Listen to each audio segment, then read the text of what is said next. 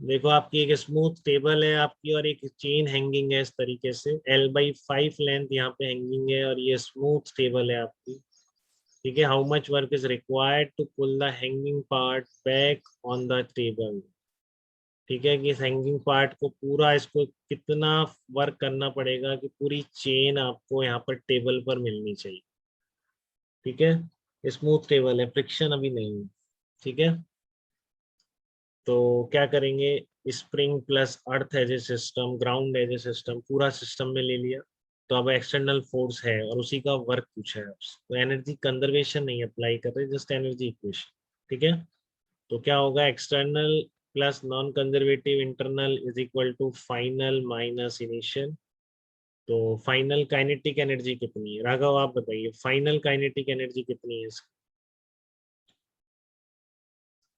Sir final kinetic energy कितनी है? Sir 0।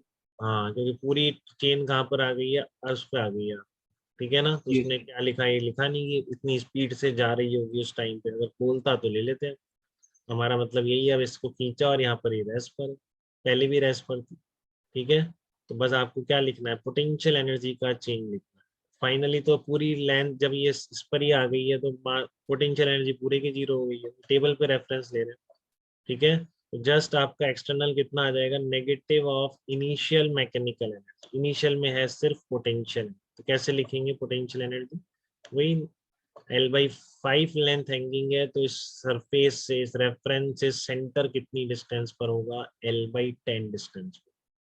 ठीक है, तो minus mass of this rod कितना होगा, लेमडा इंटू L/5 जी इंटू L/10, ऐसे लिख दें। ठीक है, minus lambda into L/5 into G into L/10, तो इसकी जगह आपने M/L रख दिया, तो कितना आ गया, mg/L/50 आंसर आ गया। ठीक है, इतना वर्क रिक्वायर्ड होगा पूरी चेन को उसकी टेबल की सरफेस पर पुल करने में। ठीक है, बात क्लियर है एकदम दोनों प्रॉब्लम्स की? Yes sir.